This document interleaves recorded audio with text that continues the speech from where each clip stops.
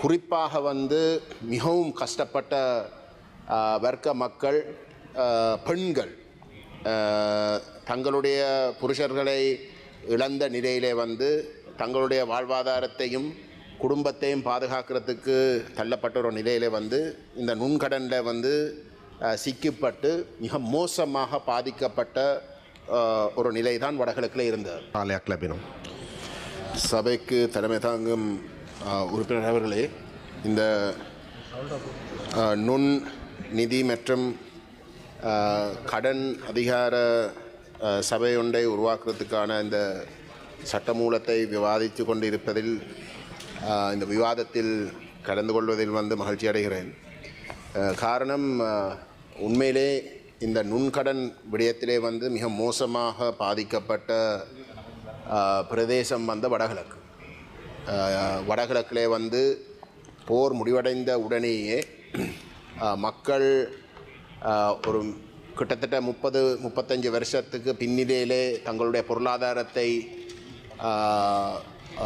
பாதிப்படைஞ்ச ஒரு சூழலில் எந்த விதமான பாதுகாப்புகளும் அன்றைக்கு இருந்த அரசாங்கங்கள் ஏற்படுத்தாமல் நாட்டினுடைய ஏனைய பிரதேச வாழ் மக்களோடு போட்டி போடுற ஒரு நிலைக்கு தள்ளினதால் அவர்கள் நின்று பிடிக்க முடியாத அளவுக்கு அவர்களுக்கு அந்த போட்டித்தன்மை இருந்த ஒரு நிலையில் வந்து அவர்கள் பாரிய பொருளாதார நெருக்கடிக்குள் தள்ளப்பட்டிருந்த சூழலில் குறிப்பாக வந்து மிகவும் கஷ்டப்பட்ட வர்க்க மக்கள், பெண்கள் தங்களுடைய புருஷர்களை இழந்த நிலையிலே வந்து தங்களுடைய வாழ்வாதாரத்தையும் குடும்பத்தையும் பாதுகாக்கிறதுக்கு தள்ளப்பட்ட ஒரு நிலையில் வந்து இந்த நுண்கடனில் வந்து சிக்கப்பட்டு மிக மோசமாக பாதிக்கப்பட்ட ஒரு நிலை தான் வடகிழக்கில் இருந்தது.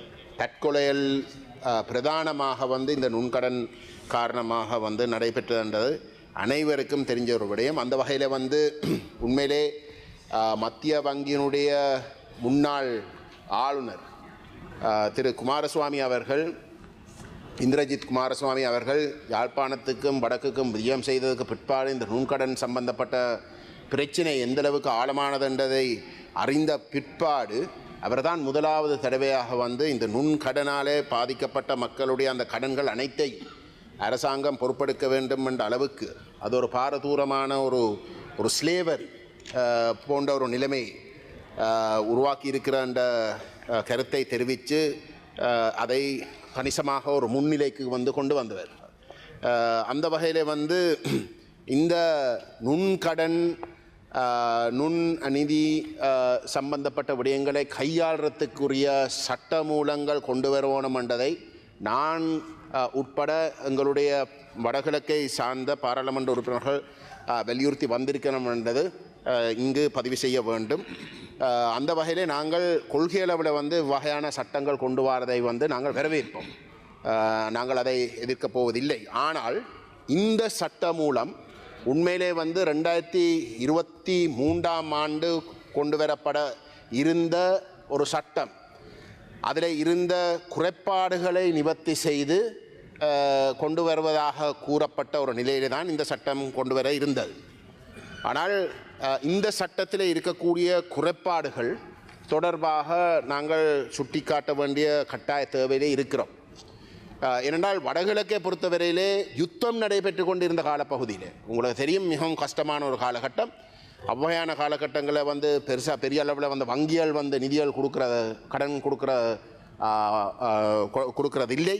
அங்கே அவ்வகையில் வந்து கடன் கொடுக்கறதுக்கான ஏற்பாடுகளும் வந்து இருந்ததும் இல்லை. யுத்தம் காரணமாக அரசாங்கங்கள் வந்து அதை தடை செய்தும் இருந்தார்கள்.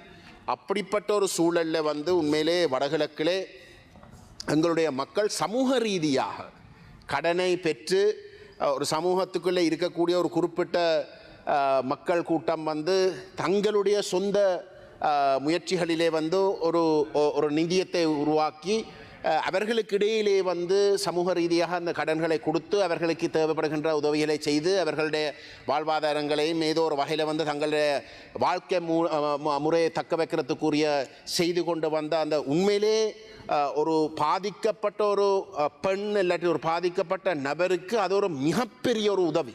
மிகப்பெரிய ஒரு பலமாக இருந்த ஒரு கலாச்சாரம் வந்து போர்க்காலத்தில் கூட வந்து வடகிழக்கில் இருந்தது. Community paste providers, credit providers என்று சொல்லுவார்கள் வந்து அது மிகப்பெரிய அளவில் வந்து எங்களுக்கு ஒரு பலத்தை கொடுத்த, அந்த மக்களுக்கு பலத்தை கொடுத்த ஒரு முறைமை. ஆனால் இந்த வரவு அந்த முறைமையையும் கூட வந்து பாதிக்கும். ஏனென்றால் கடன் கொடுக்கிறது வட்டிக்கு கூட இல்லாமல், வட்டிக்கு கொடுக்காமல் ஒரு 10 பேர் 15 பேர் ஒரு கிராமத்தில் ஒரு சமூகத்தில் இருந்து கொண்டு